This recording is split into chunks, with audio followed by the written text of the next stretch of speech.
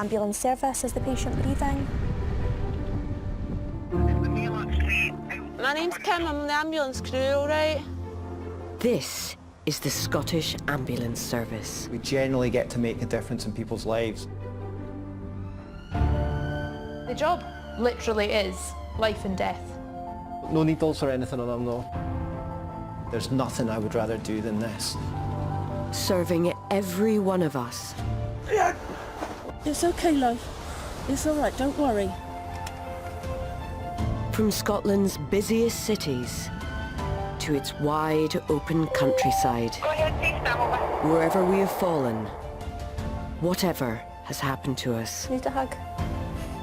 Just feels she's gonna die. But this is a service under extreme pressure. We're constantly apologising to people. Yeah, it's very busy down here. Which we rely on like never before. We're 2 shifts down in the Edinburgh and 3 in the Borders. Here we go, here we go, here we go! On the front line and at the other end of the line. 1, 2, 3, 4. Scotland's paramedics keep Scotland safe. Breathe the gas! And alive. Help is coming, they're coming as fast as they can.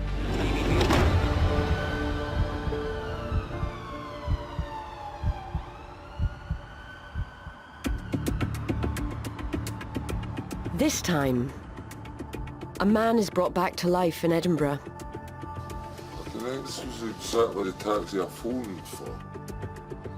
Paramedics face a challenging inflatable assault course. Oh yeah, that's a first. And a 92-year-old prepares herself for a trip to hospital. Here's your comb, run that through the hair.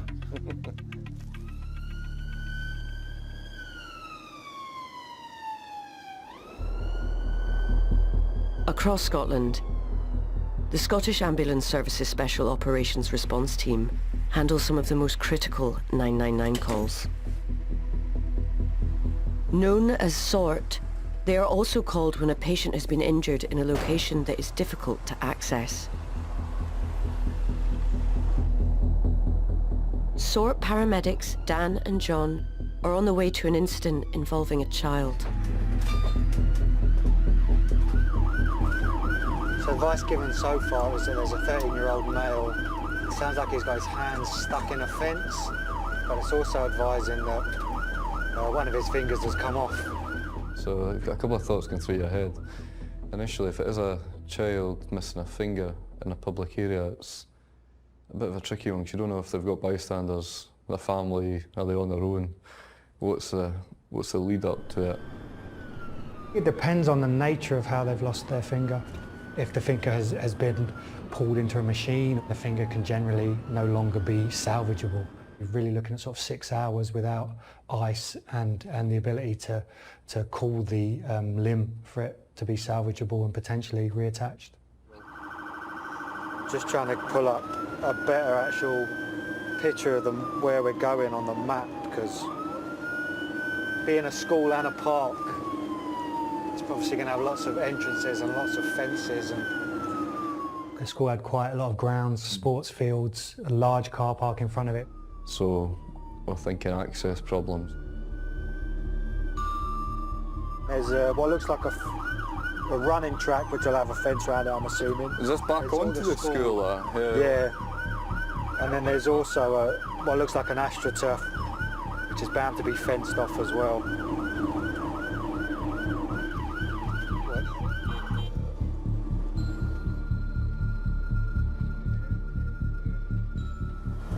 Let me jump out.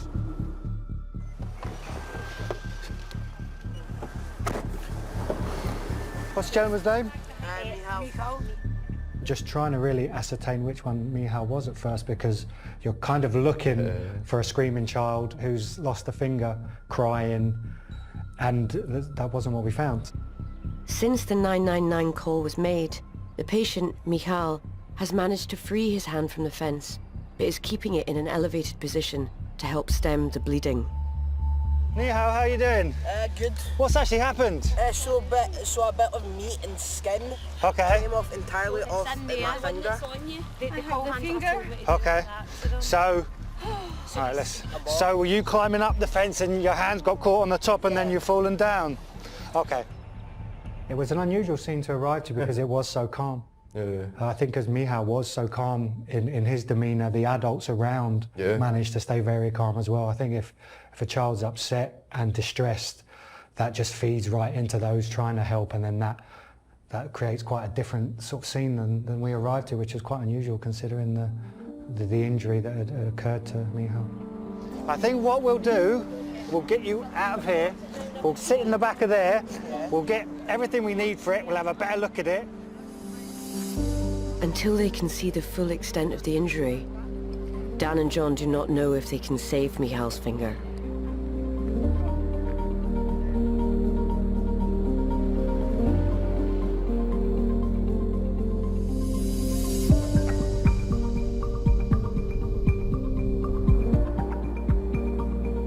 In Dalkeith, it is the first time that paramedic Scott and ambulance technician Kim have worked together. So, good first shift for your new partner? Fantastic. Yeah, I'll keep you right. Should definitely keep me right. They are going to be crewmates until Kim completes her paramedic training in a year's time. It's a long time to spend with somebody. Yeah, you've really got to get along with your partner. You need to trust them as well. My last shift partner, like, I knew what he was after without saying, like, I'm after that. So obviously you must have found that with your last partner. You've worked with each other for such a long time, like 5-6 years. You just get into that habit of knowing what each other wants, when they want it, how they work. So it's exciting. The pair will be working together for 12 hours on each shift. So it's important that they learn to tolerate each other's quirks. I was like, either a door's just flew open or Scott's out that window there. I've got to have a complex about opening the window then.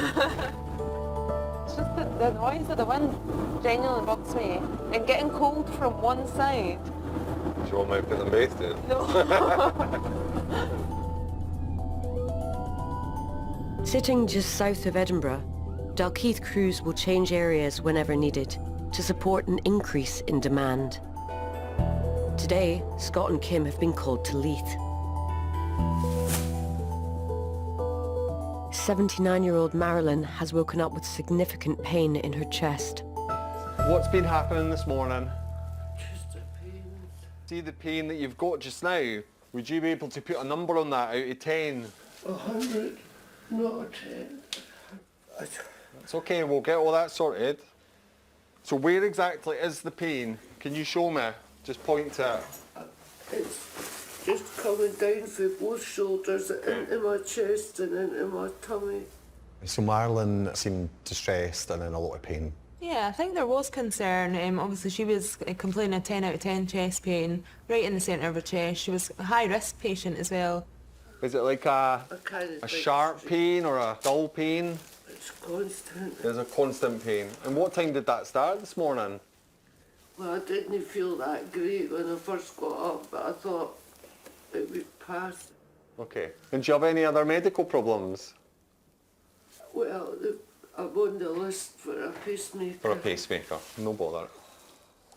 We're just going to do this ECG, so just nice and still as you possibly can, just for 20 seconds or so. An ECG is like a tracing of your heart, so we can see if there's any sort of cardiac events going on. And they've never said what your heart condition is, no? If you're waiting for the pacemaker? No. No? No. Have you got any old discharge letters or anything handy that we could have a look at? If you go into the kitchen and take the bottom drawer nearest the I can do that. and you'll get a record of. Bottom drawer nearest the window. If somebody's got heart conditions, then often they will have an ECG at home that's been left by either a crew or a doctor.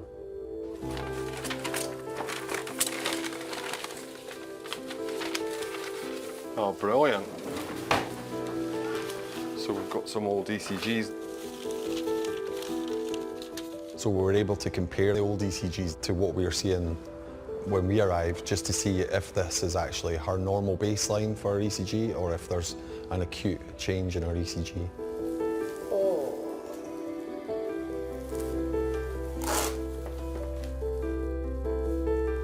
this is the new one? This is, that's the new one. It's slightly different from the others. Is it?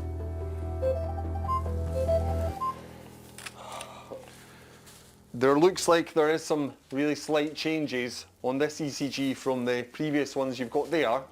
Okay. What we're going to do is, if it's okay with you, take you a trip up to the Royal. Just with this pain, you'll need to get some bloods taken. Right, so we'll take it from there, okay? That's okay. Right, I think we'll get you down to the ambulance and we'll have another look when we get down there, yeah? Despite Marilyn's pain, she needs to make the journey to hospital. The ECG results suggest her condition could be worsening. Are you okay with your feet like that? Wee bump.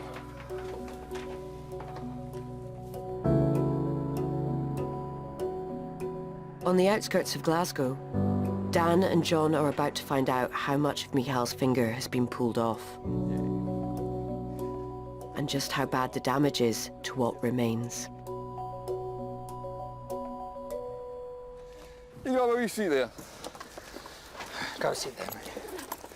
So I take it as like one of these little hooky bits at the top has caught on your finger? Yeah. Okay. Was there a lot of blood? I bet the blood stopped. Okay. Will you look away? Yeah, don't look if you don't want to. Am I the worst injury you've had today? You're the only injury today. It's few and far between that you get a patient so calm when something fairly major like that's happened, and especially at that age. You playing football, right? Yeah. Any good? You any good? Yeah, I'm good. Keep talking to me. Okay. Try not to try, just ignore that. Why didn't you deal with that, right? I've come across youngsters who have been relatively calm, but generally it's usually a detachment, a form of shock. They'll appear calm, but they're disengaged from the situation as a coping mechanism. They're not actually aware of the situation. Michal knew exactly what was going on. He was talking about it. If anything, he was joking about it to a certain degree, about telling his friends. Makes our job so much easier when you can just treat the injury rather than how you would really expect a 13-year-old to be in that set of circumstances. Fortunately, an alert bystander picked up the severed finger and handed it to advanced practitioner Jimmy.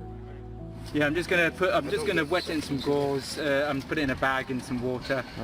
Bed back up, nice. I take it it's fairly intact. That. Yeah, it might be salvageable. Hence why I've gone with a red back up. I haven't fully cleaned this yet, but it's a clean deglove by the look of it. It looks brave as hell. Pain's not too bad, sir, is it? Apart from when I'm fiddling with that tissue. Yeah, when you're fiddling with that tissue. That'll be the worst. But what we'll do, once the tissue is away, I'm just going to put it in something a lot cleaner and because what happens is this will stick to it, which is why it's a bit sore, and obviously we don't want that sticking to it. We were left with essentially an intact digit, clean, looked to be the right length, looked to have no breaks on it. There was no obvious big issues. We were optimistic that the tendons which are attached to the bone are still in place, so that it may be suggestive of movement being gained if the finger was salvageable. I have a question. Go on. See this? Yeah. Can it be repaired? Yeah.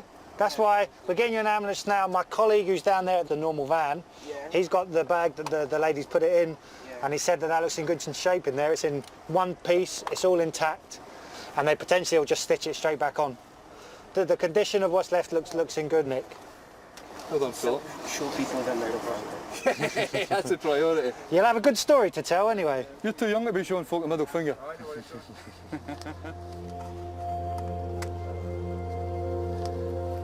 Do you know why I think this is clean? Because I had my ring on this. I had a ring. So do you reckon your rings get caught as you've been climbing? Yeah, and it just pulled Caught it? Yeah. pulled the skin off with it. So I think that's why it's in such perfect condition, is because the ring pulled and the skin pulled with the ring. So here comes your ride, sir. Hiya. How you doing? Before Michael is transferred to the ambulance, John updates his anxious parents. He's doing well. We'll be good.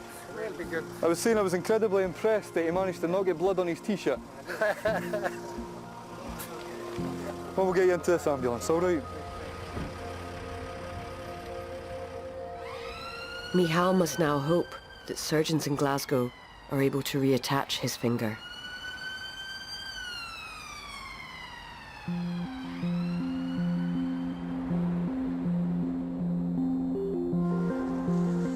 On average, the Scottish Ambulance Service receives a new call every 20 seconds.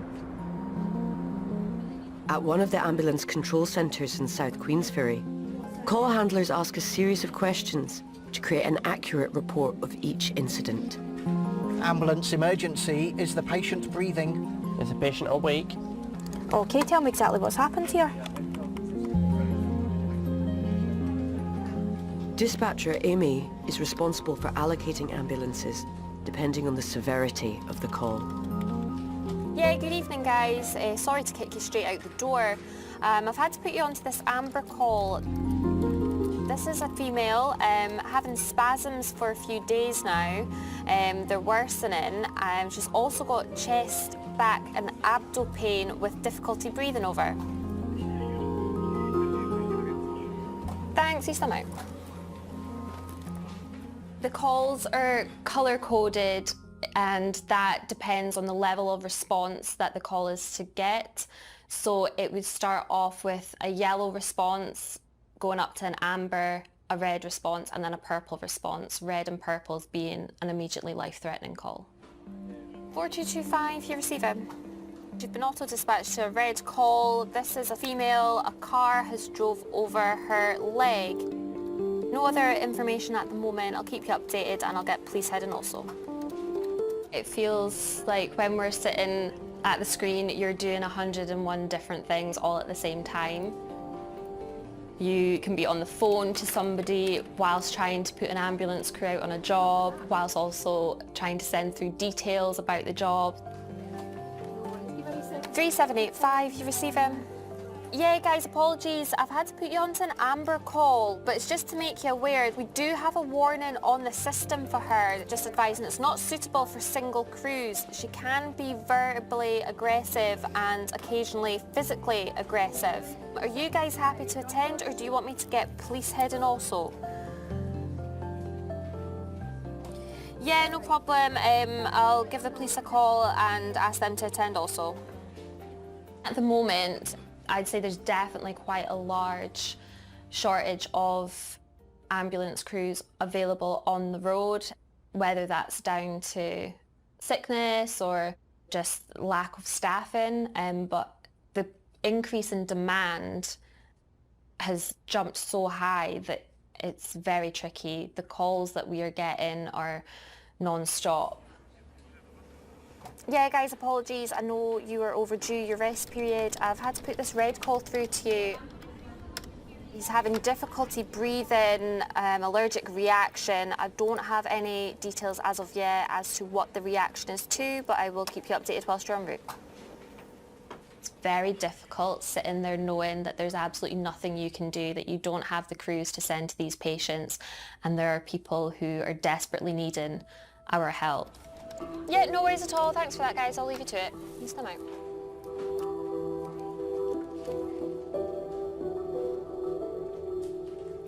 Don't really know how long of a wait that's going to be at the moment. Crews are tied up at hospital just now. There's major delays at the hospital, so it will just be the next crew that kind of clears, aren't due at a break or anything, that will get headed out to that one. It's a yellow call just now. There might be higher priority calls that come in that the crew might get taken for, so that could wait for hours.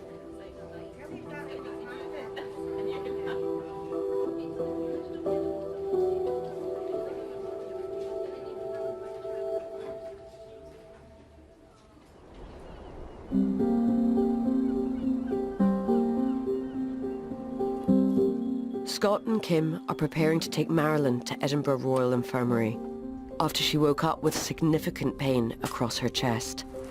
All your neighbours, yeah? She is one of approximately 700,000 people in Scotland who are currently living with heart and circulatory diseases. Just pop a wee blanket on this bed.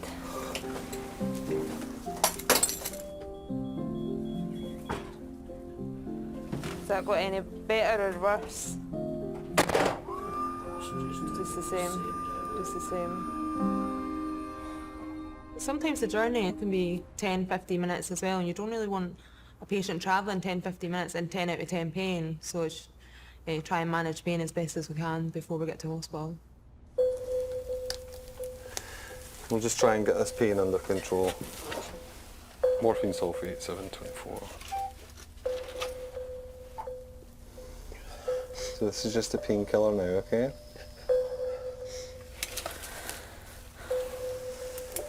That's just 2 in.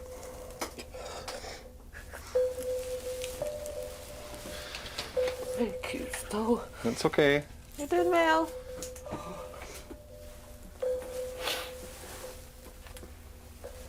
Perfect, you've done perfect, that's it sorted. Is it all done? We'll get you all wrapped up. So Marilyn, this came on quite suddenly this morning, yeah? This chest pain. And you were at rest, weren't you? You weren't doing anything at the time. I was washing my dishes, that was all. Or sleustered about. Aye, you weren't doing lots of exercise. Were you running a marathon? No, I wasn't. Alrighty, we'll get heading up there. Yeah. Marilyn, what we're going to do, since you're really sore, so it'll be blue lights and stuff, but nothing to worry about. Try and just stay as relaxed as you can. Good stuff. Okay. The journey to hospital will take 12 minutes. How's that pain doing now that you've had some morphine? It's a wee bit less in the chest. That's good. Still in the stomach. Still in bad there, aye. And on a normal day, would you have pain in your stomach? Yes, in the morning. In the morning, she would. It Okay. goes away. Okay. But this pain in your chest and your shoulders, was that different today? Yeah. Okay. Yes. It feels like there's a heavy weight sitting on my That's chest. a really good description.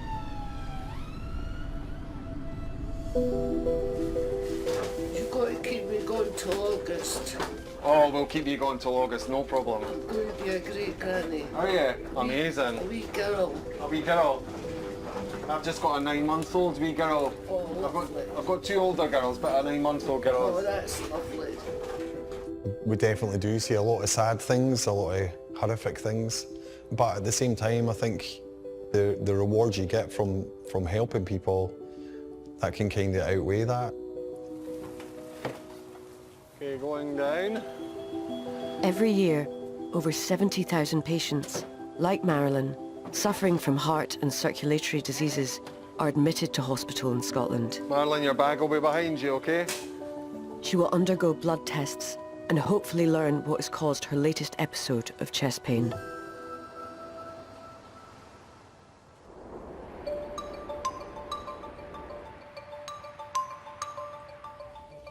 In the ambulance control centre in South Queensferry, Sarah is responsible for keeping an eye on the jobs coming in from across Scotland and deciding where resources are best placed. It's constant problem solving. So you need to be aware of what jobs you have sitting on your screen. You might have a stroke, a difficulty breathing and a chest pain. And then you might only have one resource to send. Or they're coming off a break so they could go to that job. They're getting fueled, so once they're fueled up they can maybe go to that job. So it's constantly evolving. You constantly have to be on top of things and remembering where your crews are. A job has just come in that requires Sarah's immediate attention. She is in touch with a local crew and has asked them to urgently make their way to the scene. 3870, this is a purple call. It's originally came through as a patient not conscious, not breathing. So a purple call is our highest priority. We call it an immediately life-threatening call, ILT call. In that moment, that not conscious, not breathing is the top priority. So you then take a resource of something else to put it to that.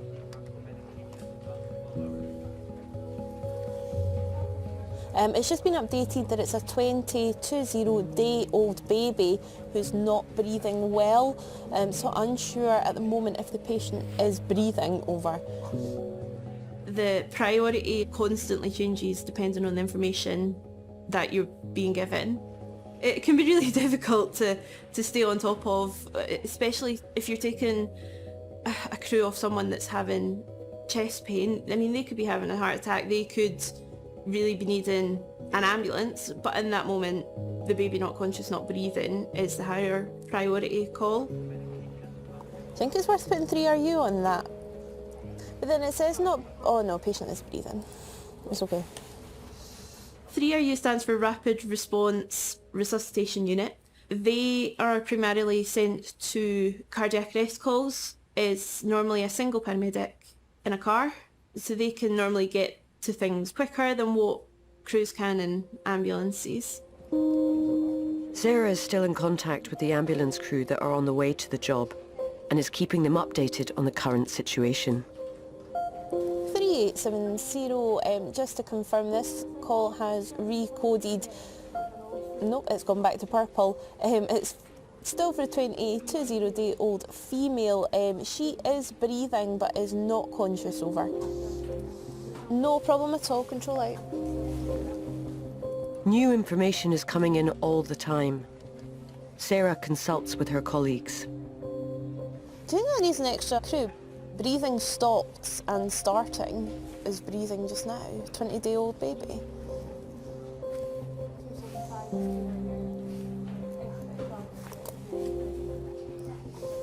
(3870), just a further update on this job.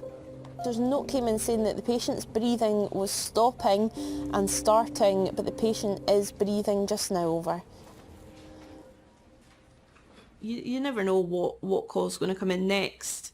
Is it going to be a baby in cardiac arrest? Is it going to be an RTC with 3-4 cars that might actually need 5 or 6 resources at it? But you're constantly thinking, you're constantly trying to problem solve, trying to find the best resource to send to any particular job. As soon as the crew arrives on the scene, Sarah disconnects. Perfect, thank you very much. Control out. And moves on to the next job. 3480, I've popped you on this urgent job. It's for a 49-year-old male.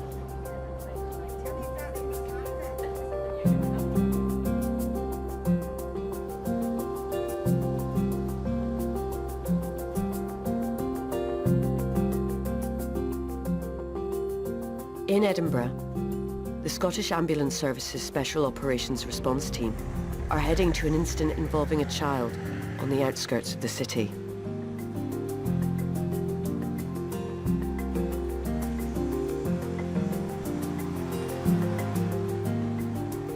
So is this a child that's fallen from height? The wee one's fallen 8 feet off this inflatable, and the crew are querying a humeral head. There is already a crew on scene, but they need extra hands to help extricate the patient. So the sort of injuries we were expecting would probably be neck or back. These are really common, especially on trampolines and air assault courses like that. It can range from some absolutely miracle cases where people aren't injured at all, or the consequences can be sometimes quite tragic. But I think there's always that worry, because you know how you would feel if that was your child that was lying injured. And sometimes, yeah, it can be gut-wrenching, and some of it can be quite emotional. Yeah. It is 5:30 in the afternoon, and leaving Edinburgh at rush hour presents its own challenges. This is not the time that you want to be coming through Newbridge roundabout. I certainly don't know. Oh. Just you keep coming, pal. Why do you think they stopped? Oh, you boo-booed.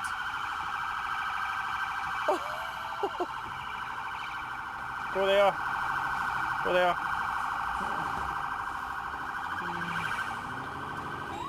I think a lot of times people just panic. They see an emergency vehicle. I don't think it's out of badness or carelessness. I think they genuinely want to get out your road quickly. The best thing to do is pull over when it's safe to do so and let us negotiate you. We'll get round you. Just let us worry about that. Oh, here we go.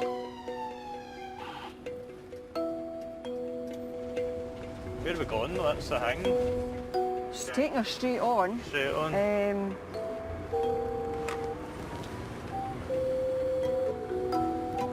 Hiya, have you reached the patient? I can't see an ambulance either. Is there a crew here? Meant to be. Well, there's a crew here. So we're at the inflatable now. We're going on the bouncy castle. Oh yeah, I see it. Right, we'll be away in 2 minutes. Oh, Oh yeah. That's a first. this is fab. I know, right?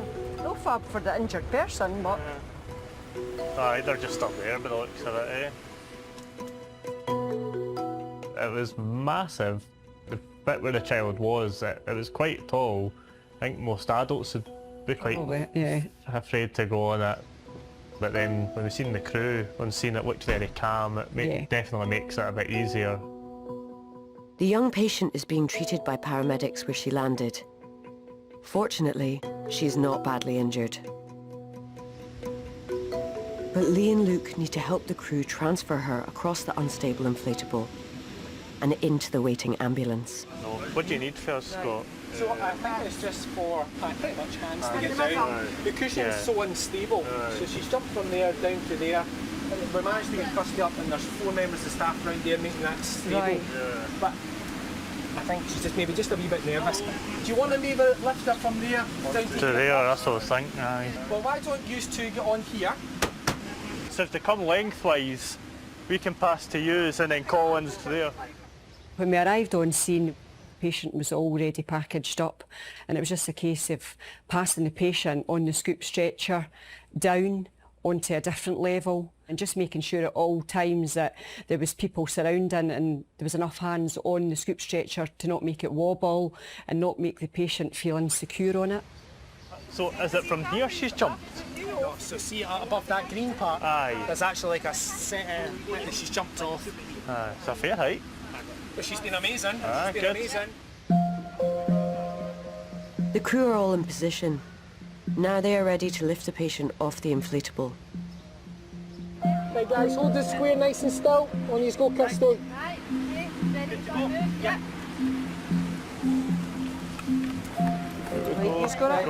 We've got the board. Okay. We'll just rest there and let everybody get off. There How we are go. you? Right, well, There we go. So just will we get come yourselves down? off, girl, when you're ready.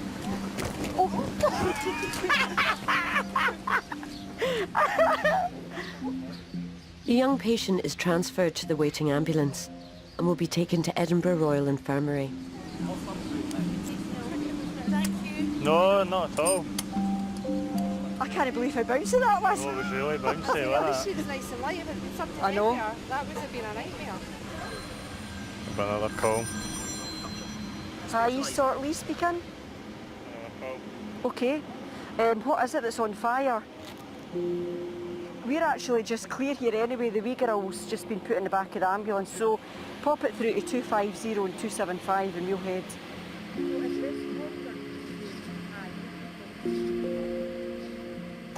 What have we got? It's a large fire. Yeah. There's no persons reported, but I think the fire service must have quite a lot of pumps at it. Yeah. Another one. Hi, Sort Lee speaking. All right. Right, fire away. That would be brilliant. I appreciate that. Thank you. Cheers. Bye. Bye. Scrub that. We are going to a firearms incident. Okay, so where am I heading for 5? Yeah. Lee needs to contact the rest of her team to update them on the change of plan. We've been diverted as another job came in. Could you update us when you get to the fire? If we're more needed back at the fire, we'll just double back. Everything comes in at the one time. It's just, you're trying to split up, like you've only got 3 motors, and you're trying to think, right, what incident's best to have the 2 at? Yeah. What incident's best, you know? Managing specialist resources like this is a critical part of Lee's job. Because we cover such a massive area, it can be quite challenging. So, for instance, if you're Swiftwater Rescue is away down in the borders and then another job comes in up in the central belt, you've got to try and allocate your resources like adequately and just try and stretch them out a bit. Hi, you certainly speaking? But sometimes these jobs can vanish as quickly as they come in. Brilliant. Okay, that's great.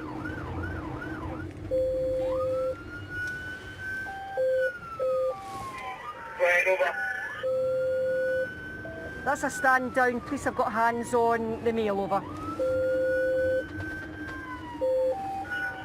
Stand down, all received, 230, standing down. With a stand down from the firearms job and the rest of the team dealing with the fire, Lee and Luke are able to make their way back to base.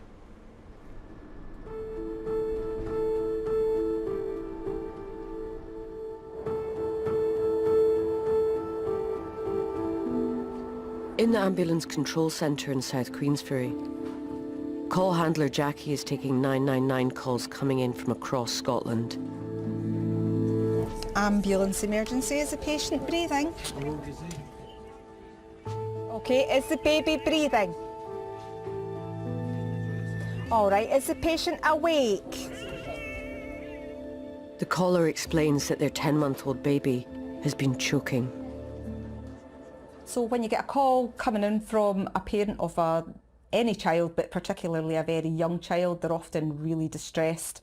They just go into absolute panic mode, as any parent absolutely would. So our job really at that point is just to reassure and try and calm the parent down so that they can help us as well.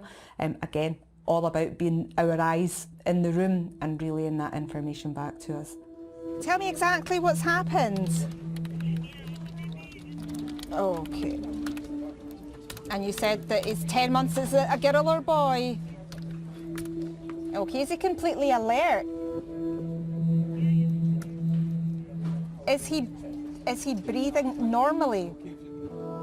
Jackie needs to get a clear picture of the situation quickly so that the best response can be calculated for this patient. All right, it's like something's stuck. Okay, so is he breathing normally? Okay. What did he choke on? While speaking to the young boy's mother, Jackie becomes aware that he is the screaming child she can hear in the background. Hearing that cry when a child has choked or they're really distressed about something, having breathing difficulties, anything like that, even giving birth, as soon as you hear that cry, you're like, that's it, they're breathing. We can deal with this from here. Okay. I'm organising that help for you just now, okay? Stay on the line, I'll tell you exactly what to do next. Call handlers use a system designed to prioritise calls based on answers received. In this instance, the decision is an ambulance is not required. So at present, instead of an ambulance response, okay, what I'm going to do is have one of our clinical advisors give you a call back with some further advice, all right? This little one was choking. However, we heard the cry, and at that time it's decided that it's maybe not requiring an emergency ambulance that needs to be there straight away. We've removed the object and baby's breathing. It will go through to our clinical team. So our clinical team will then have another wee chat with mum and decide on the next steps from there. Is it something that mum could pop down to the doctor's surgery or pop the wee one down to hospital just to get them checked over further, so it frees up a crew for something else that's maybe a bit more serious. Now I want you to keep this phone line free, but if his condition does get worse in any way, please call us back immediately on 999, okay? Okay, thank you now, thanks, bye bye. God, I thought that bairn was dying. It's always good to hear a baby screaming when they're choking though.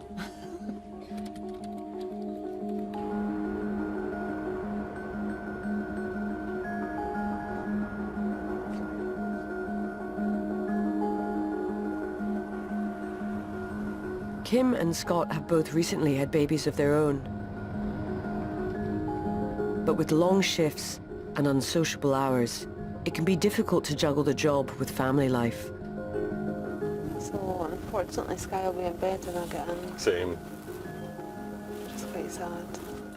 That is when you leave in the morning and they're sleeping, then you get home at night and they're sleeping. Yeah. And then potentially you've got that whole thing to do again. Yeah, it's horrible. Scott and Kim have just dropped off a patient at a hospital and are making their way back towards Dalkeith. You got your piece in there? I really wanted him because I had a piece up before I left, so... How were you skinny? Am I skinny? Yeah, that's just not fair. Yeah. Should be last night, pizza the night. Honestly... Muscle bra for a 92-year-old chest pain.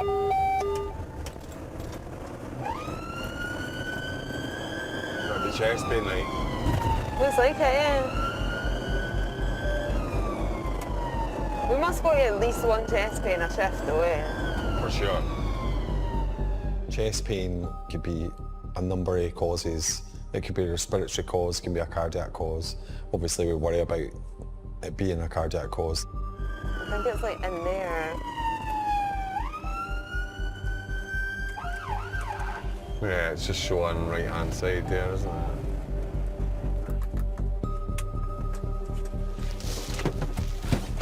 it? Extreme caution. Castora. Stay.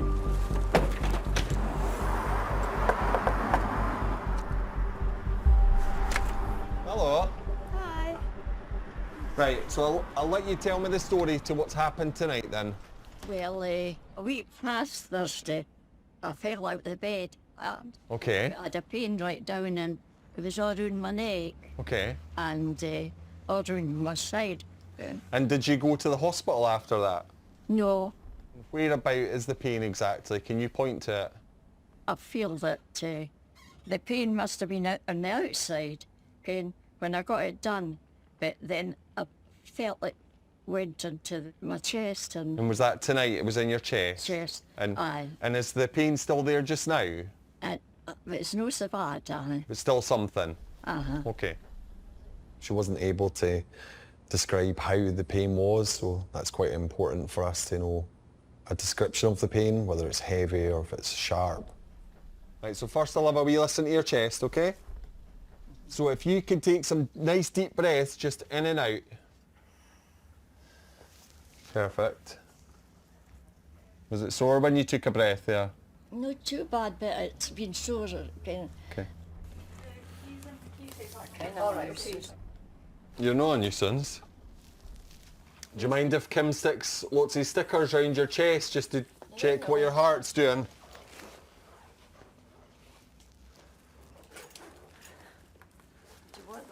You're all right sitting there. I'll just walk around you, all right? And I'll just check your blood pressure. Oh, that's hard. Is it? I shouldn't have given you 92 anyway. You're still looking fab. You've got plenty of layers on anyway. Oh, they'll go into. We do see a lot of elderly patients and it's really nice sort of seeing them in a happy mood, although they have got this pain, this discomfort. It's like the minute they see an ambulance crew walking in, it's almost like a sense of relief. That's it there, 172. What do you say? 172 for your blood pressure. Oh, that's right and doing. That's right and doing. Oh, that's it good, is it? Wow. Right, so I'm going to run this ECG, so you just need to stay quiet just for about a minute. Before we even print that off, I can see there's a slight abnormality on our ECG anyway, so it's going to be a trip up to the hospital.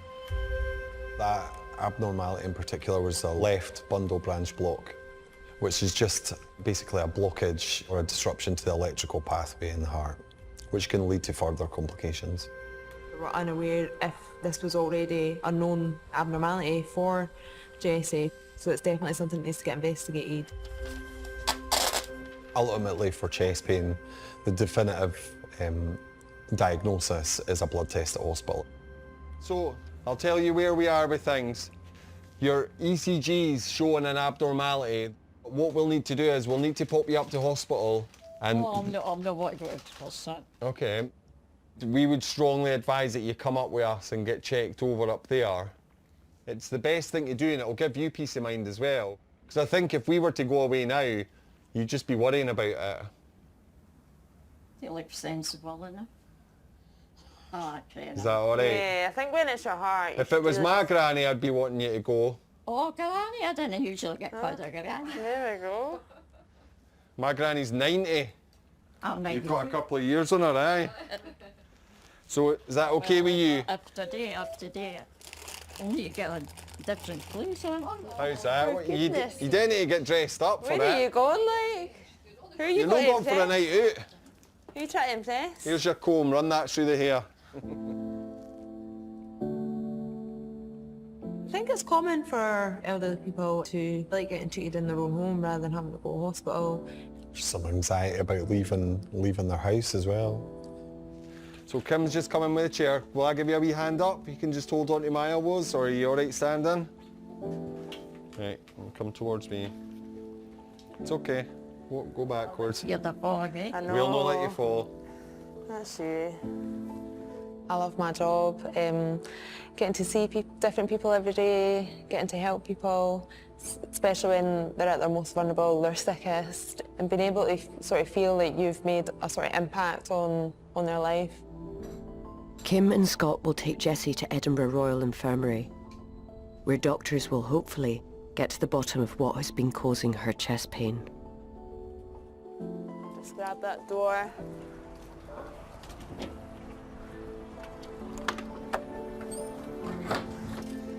Right, we'll go up. Tally ho. Second one then.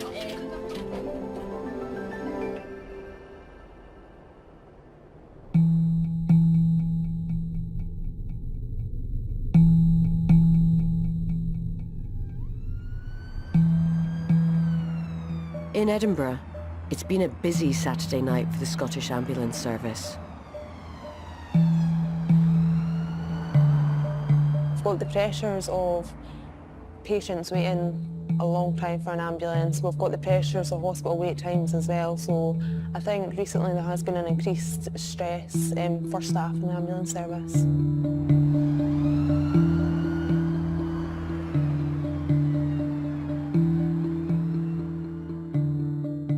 Scott and Kim have been asked to remain in the city to help ease the workload. That is unbelievable. 1:45 in the morning. They've just finished 4 jobs in a row, and if there are no urgent calls waiting, they should get back to base for a well-earned rest. Oh, come on! Hey, let's do this. We're going to a patient who's been waiting since almost 4 o'clock. Wow. It looks like it's been upgraded, to be honest. Like almost 9 hours he's waited. That's crazy. Just as Scott and Kim are making their way towards this patient, they are diverted to someone who needs more urgent care.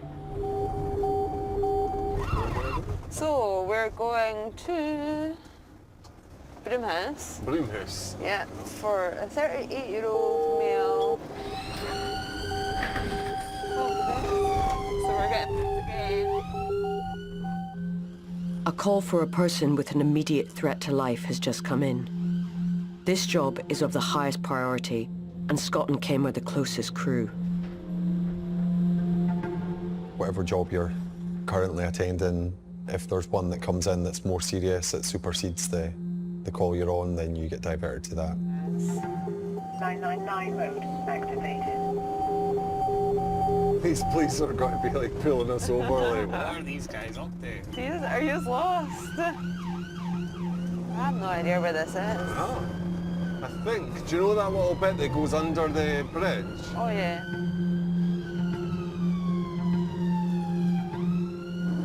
Yeah, you're right, under the bridge.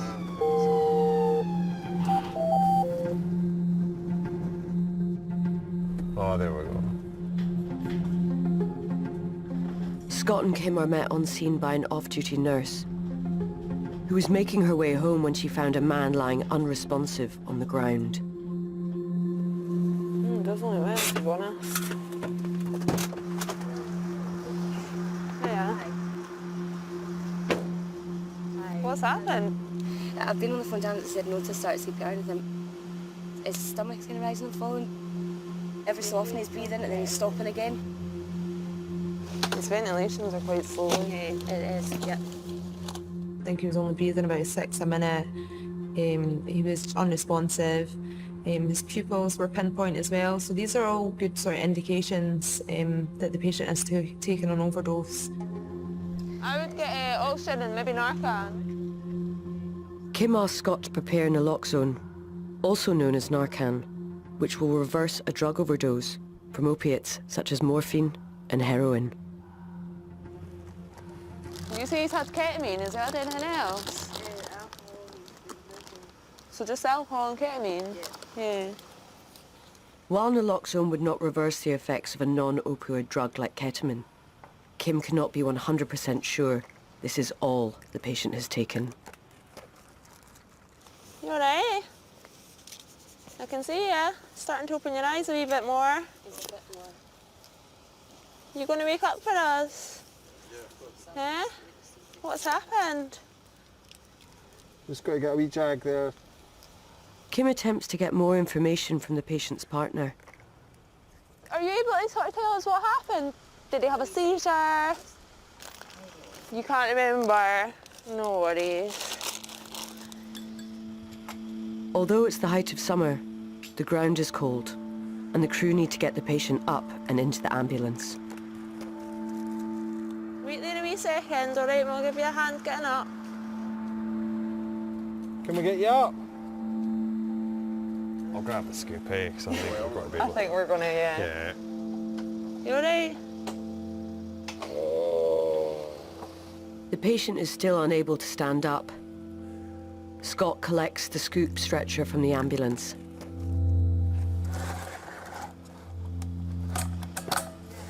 Right, bottoms in.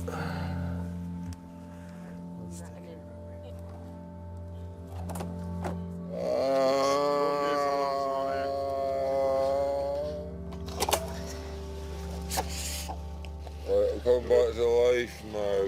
You're coming back a wee bit. It's nice to see. We're just putting some straps on you so you didn't fall off of this scoop, all right? We'll get a wee chat once we're in the ambulance, get you off this cold floor.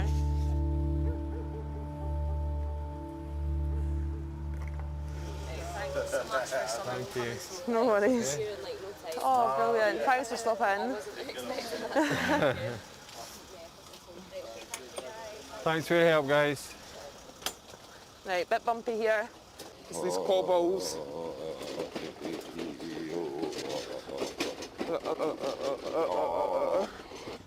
The patient may have become more responsive, but Scott and Kim are still struggling to get a full picture of what has happened.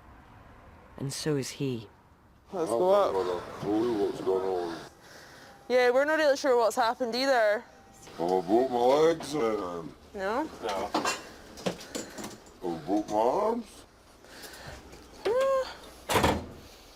you want to talk to us first and see what's been sort of going on? Yeah. Right, let me get these straps off you. I'm just starting now to come back to normality.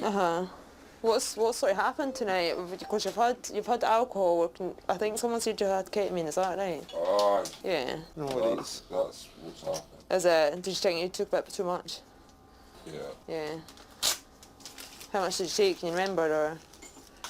Haven't a clue. Haven't a clue. I'm starting to try to figure out that I'm actually alive. You're alive. You're in an ambulance, yeah? Do you know what day it is? My teeth. You've got your teeth there. Oh, your teeth are there. So nobody's punched you. I'm just going to pop this in your ear, alright? Sound.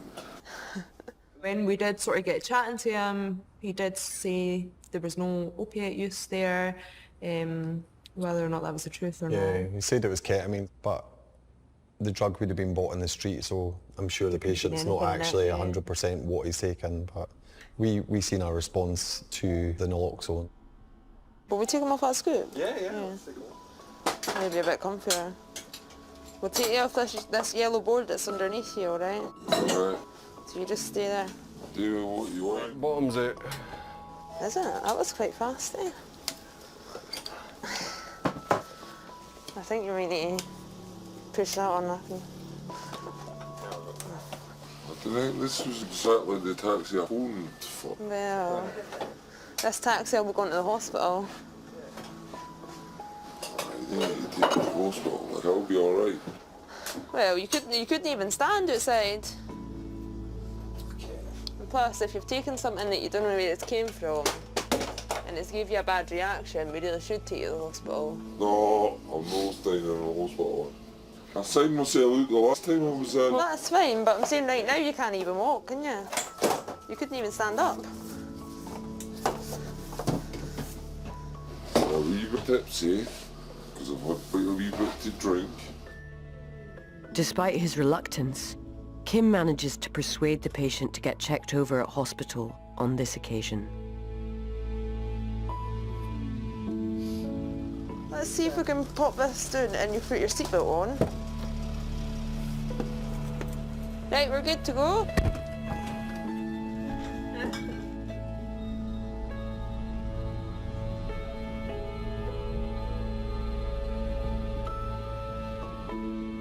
I think he was having a good night. I think he was maybe at a party or something like that. And he was a nice gentleman. He was apologising for taking the overdose. And that's fine, yeah, we're happy enough with that. By the way, thank you, and thank you. Yeah, you're welcome. Drug deaths in Scotland are nearly 4 times higher than the other nations of the UK.